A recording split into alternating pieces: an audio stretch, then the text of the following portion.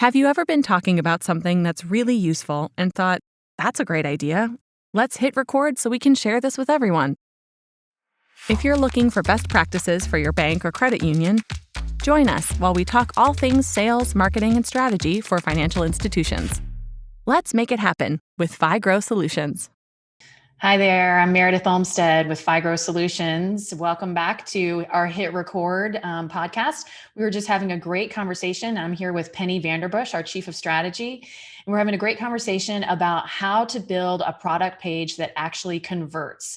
So I wanted to hit record and just have us share a little bit about what we were talking about. So first of all, what do we mean by convert? I mean, what is a conversion anyway? So Penny, what's a conversion?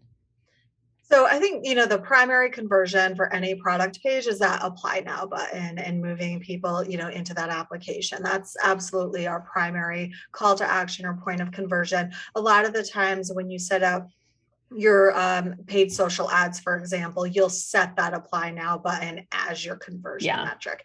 But I think what's important to realize is that you don't always have to rely on that the apply now button to go to that application for a conversion, because there are other types of conversions, and that's for those people who aren't ready to apply yet, but you can convert them as a lead that you can then nurture until they are ready to apply. And so we always encourage our clients on every product page to have other forms of lead capture. Kind of a most basic one is like an ebook or a checklist and maybe an infographic, some piece of content that someone can download, and then now they're in your system as a lead, and you can continue to nurture them. And so I think it's important to understand that the conversion metric is not necessarily always that apply now button, but there are other forms of conversions as well on that product page. Great point. Great point.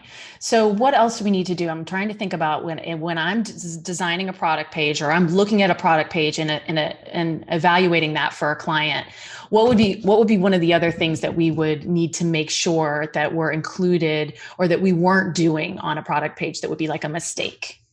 Yeah, so I think one of the mistakes I see most often is that apply now button is hard to find. A lot of the times it's like at the bottom of that product page. And especially on a mobile device, that's a lot of scrolls to get to the bottom of that page to find that apply now button. In our new digital branch builds that we're doing here at FiGrow, we're putting that apply button. Like when you land on that product page, you're going to see it. It's going to be somewhere near the top. We're putting the apply, for some clients even have it up in their menu, like in that mega menu when it pops open. It's like the top line item in that category. But also that apply now button, you'll see all the way down the page, because you never know at which point that website visitor has gotten the right amount of information where they're ready to apply. So we'll have, it's like in the hero, and then we might have some rich text, some bullet points or some features about that product. That's going to have an apply now. You're going to have the rates table. That's going to have an apply now near it. So you're going to see that apply now button, continuously down that page. I think that's one of the big things that gets missed often is forgetting that primary conversion that you're going after needs to be front and center, and it needs to be repeated down that page often. Yeah.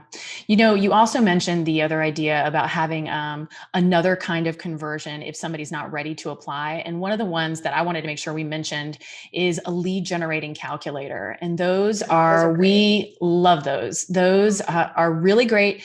They, number one, there's a couple of really great uses for them. Number one, they can provide a great lead for your sales team to follow up with. It comes with, the amount that somebody might be interested in financing, how much their down payment is.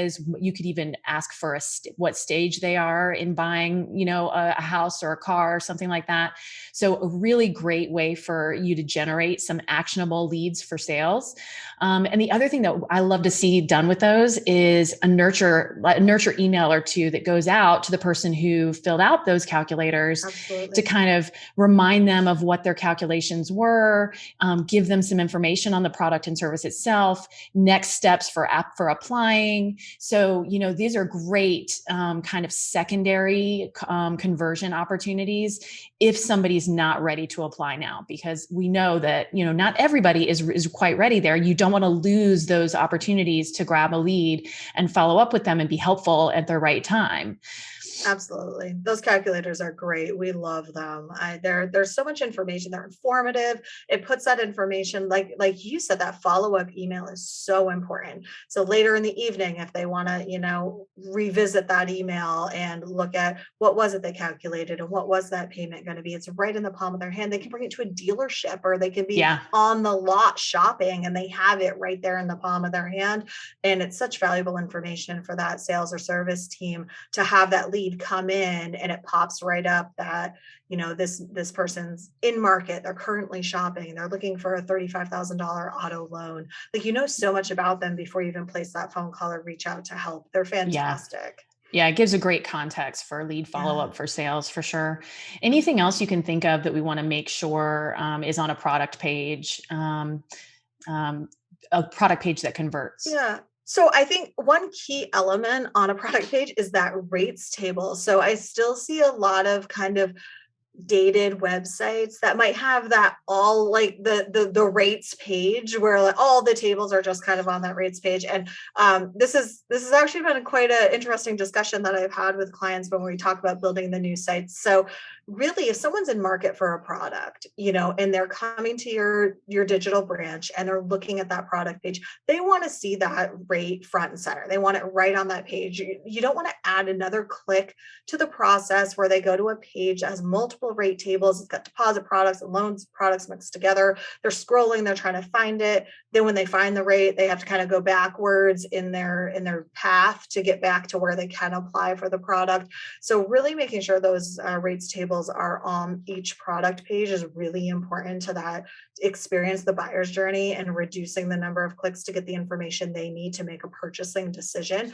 That's huge. And we know from some of our clients where we have really good tracking on the sites that those rate pages are really not, that you might look at your rates page and you say, wow, like it gets a lot of traffic.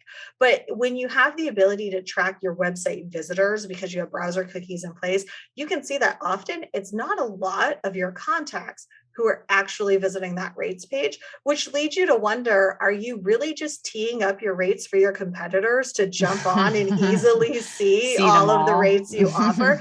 Because it's not often your general consumer is visiting a site just to look at a giant list of rates. Yeah, and so, totally true. So that's one thing. If your website currently just has a rates page that you're pointing everyone to, I would really encourage you to work with your developer and see what you can do about getting those rates on the individual product pages.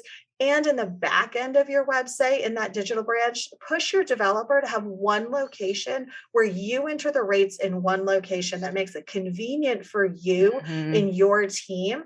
Because that's one thing I hear is that those rates pages are, it's convenient to load the rates because they're all in one place. Well, you should be pushing your development company to give you one place to load those rates, but then the system should be pushing them out to the appropriate product pages. Yeah, great point. Great point. Awesome. Well, I'm so glad we hit record on this conversation.